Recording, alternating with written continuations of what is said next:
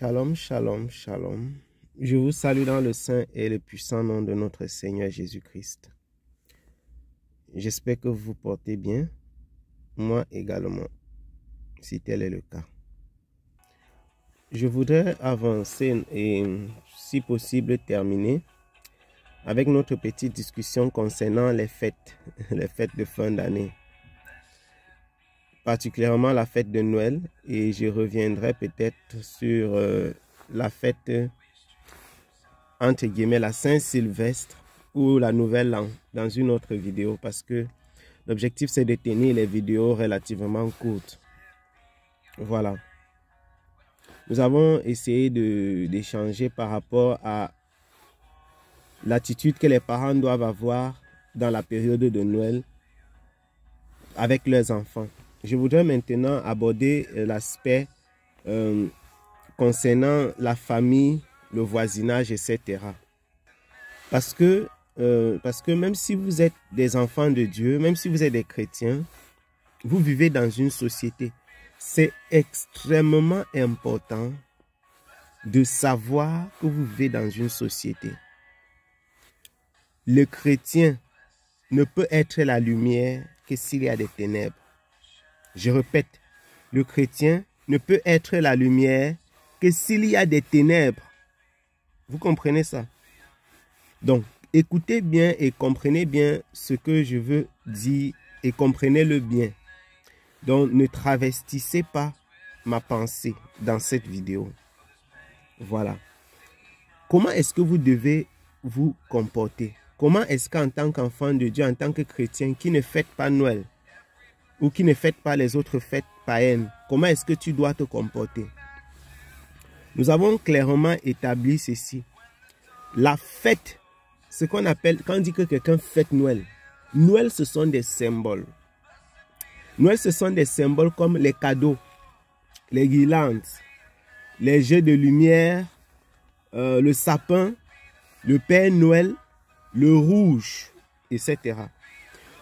Toutes ces choses que je viens de citer, vous devez absolument les éliminer si vous ne fêtez pas Noël. Parce que ces choses portent le ferment même. Ça porte la nature même de la fête de Noël. Ça porte la base. C'est ça qui est le signifiant, c'est ça qui est vraiment le sens que Noël aborde pour les personnes qui sont dans le monde.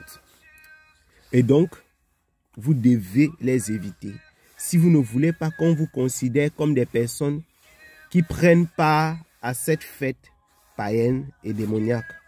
Maintenant, l'attitude avec votre famille, avec vos proches, ou même avec des chrétiens qui fêtent, entre guillemets, et qui ne sont pas encore éclairés, doit être également une attitude correcte. Posez-vous toujours la question de savoir si Jésus-Christ était à ma place, comment aurait-il réagi? Si Jésus-Christ, vraiment, et ceci n'est pas valable que pour la fête de Noël, mes bien-aimés qui m'écoutez, posez-vous toujours la question de savoir si Jésus-Christ était à ma place, comment aurait-il agi? Comment Jésus-Christ aurait-il agi? Je connais et j'ai vu souvent des frères sur les réseaux sociaux, ça peut être YouTube, Facebook, etc. J'ai suivi même des débats, des débats radio, des débats télévisés, etc. entre les chrétiens et les non-chrétiens, ou bien entre voilà, des pasteurs. Et je suis souvent resté un peu interloqué par l'attitude de certains enfants de Dieu, de certains chrétiens. Et je suis convaincu dans mon être que Jésus-Christ ne réagirait pas de cette façon. Il y a des chrétiens, à partir du jour où ils ont appris une vérité dans leur marche avec Jésus-Christ, ils sont devenus une bombe ambulante. Ils sont devenus une bombe ambulante. Il suffit que tu le touches, on dirait que tu avais dégoupillé la bombe. Elle va exploser et te brûler. Ne soyez pas des bombes ambulantes, mes bien-aimés. Ne soyez pas des chrétiens qui causent plus de problèmes qu'ils ne résolvent. à cause de la vérité, à cause de la doctrine. C'est pourquoi j'ai averti avant d'entrer dans les détails. Écoutez et comprenez. Ne dites pas que le frère Gaël a dit que dans tous les cas, bon, Noël n'est pas une fête chrétienne, mais il faut la fêter. Non, je suis en train de dire votre attitude doit être juste. Voici donc ce que j'entends par attitude juste dans le détail de ce que je suis en train de dire. Si quelqu'un vous souhaite joyeux Noël, qu'est-ce que vous allez faire? Comment vous allez dire? Comment est-ce que vous allez répondre? Je ne vais pas quand même vous dire que voici la parole que vous devez lui dire. Mais quelle est l'attitude? Vous comprenez? C'est où le problème se pose. Il y a des chrétiens qui sont tellement amers que ils ne parlent même plus à certains frères pendant la période entre guillemets de fête parce qu'ils disent c'est un frère qui est dans le monde, c'est un frère qui est païen, enfin, ouais, c'est un frère qui n'est pas en Christ parce qu'il fête Noël. Il faut faire très attention. Je m'adresse à nous qui sommes des enfants de Dieu, à ceux qui pensent avoir compris certaines choses. La parole de notre Seigneur déclare: gare à toi qui es debout. Veille, toi qui es debout, de peur que tu ne tombes. Qu'est-ce que tomber veut dire? Pour toi qui es debout, si tu as compris que Noël n'est pas une fête chrétienne et que quelqu'un n'a pas encore compris, gare à toi qui es debout. Parce que pour toi, la chute signifie aussi insulter ton frère, le mépriser parce que tu as de la connaissance. Il y a des gens qui disent, moi je ne suis pas dans vos histoires des païens là. Je veux dire, ils le disent avec mépris, avec rejet. Et c'est extrêmement mauvais. C'est de l'orgueil. Donc si quelqu'un vous souhaite joyeux Noël, sachez comment lui répondre avec amour, avec patience. Parce que vous avez, je ne sais pas pour vous, mais moi, avant que le Seigneur me délivre, avant que le Seigneur me fasse sortir des ténèbres pour son admirable lumière, et avant que le Seigneur m'ouvre les yeux dans sa grâce, j'ai fêté Noël. Je ne sais pas pour vous, mais moi je l'ai fait. Si vous savez d'où vous êtes partis, soyez des hommes patients. Soyez des femmes patientes. Il y a des gens qui ne parlent plus aux gens dans leur famille. Il y a des chrétiens qui ne parlent plus aux gens dans leur famille parce qu'ils considèrent tous les autres comme des païens, comme des rejetés, des gens qui ne connaissent pas la lumière. Même si vous leur avez dit depuis 50 ans que Noël n'est pas une fête chrétienne. Avant que tu ne naisses, il y a des gens qui prêchaient ça jusqu'à leur mort. Donc, sachez vous tenir pendant les fêtes. Ça fait de la peine de voir des chrétiens qui sont devenus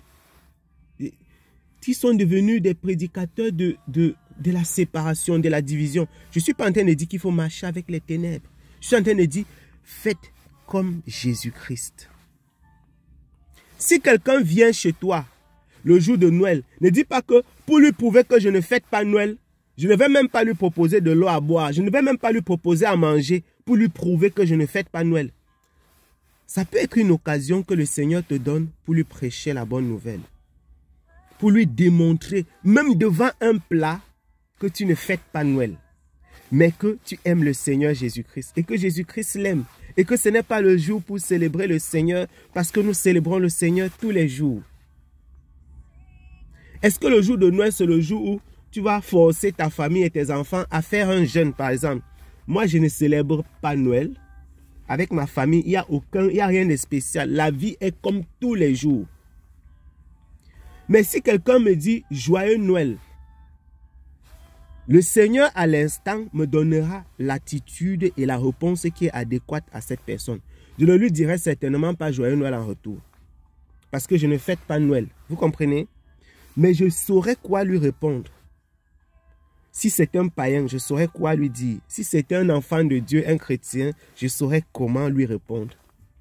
Pour ne pas créer dans son cœur un ressentiment étrange, néfaste. Si ton frère et ta soeur te rendent visite avec ses enfants, vas-tu les rejeter? Vas-tu refuser de les recevoir? Parce qu'ils sont venus chez toi le jour de Noël. Et les jours qui n'étaient pas les jours de Noël, est-ce que ta famille peut te rendre visite? Voilà les questions sérieuses qu'il faut se poser. Est-ce que la façon dont les chrétiens, certains chrétiens qui sont dans, entre guillemets, la saine doctrine, se comporte pendant ces fêtes-là, est-ce que c'est la façon adaptée? Est-ce que c'est la façon juste? Je ne crois absolument pas. Je ne crois pas. Priez pour que le Seigneur vous donne de demeurer debout, même si vous pensez l'être déjà, de le demeurer. Demeurons debout. Prions, veillons sur notre bouche, veillons sur nos pensées, veillons sur nos paroles. Connaître la vérité, c'est une chose, mes bien-aimés. La manifester, manifester la lumière, c'est une autre chose. Ayez de l'amour. Ayez de l'amour. Ayez de l'amour. Que l'amour surpasse toute chose dans votre vie. Ne rejetez pas vos familles, ne rejetez pas votre voisinage parce que vous êtes dans la saine doctrine. N'insultez pas les gens, ne les méprisez pas. Ne leur dites pas, depuis 10 ans, je vous ai dit que je ne suis pas dans vos histoires de Noël là. Je ne vais pas voir quelqu'un dans ma maison. Ne faites pas ça parce que vous êtes dans la saine doctrine. Jésus-Christ a été patient envers vous. Le Seigneur sera patient aussi envers eux. Qui sait? Jésus-Christ, qu'est-ce qu'il prépare pour eux? Peut-être de ces personnes que vous chassez, sortira parmi eux un prédicateur de la parole, un serviteur de Dieu.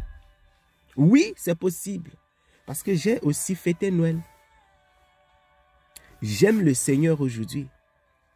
Je fais tout ce qu'il faut pour le servir dans la droiture et dans la justice. Mais j'ai été dans les ténèbres. J'ai marché dans les ténèbres. J'ai vécu dans l'ignorance. Même quand je connaissais déjà le Seigneur, au début, il y avait des zones d'ombre. Et comme le Seigneur marche avec nous dans la patience, il nous épure sur le chemin. Il nous épure. Il nous lave. Il nous transforme. Il nous renouvelle. Il nous éclaire. Il nous éclaire. Et le Saint-Esprit a parachevé la merveilleuse œuvre par sa présence. Et il continue à nous guider. Le processus n'est pas terminé. Parce que tant que vous êtes vivant, vous êtes capable de vous tromper. Et ça, c'est un autre sujet qu'il faudra aborder.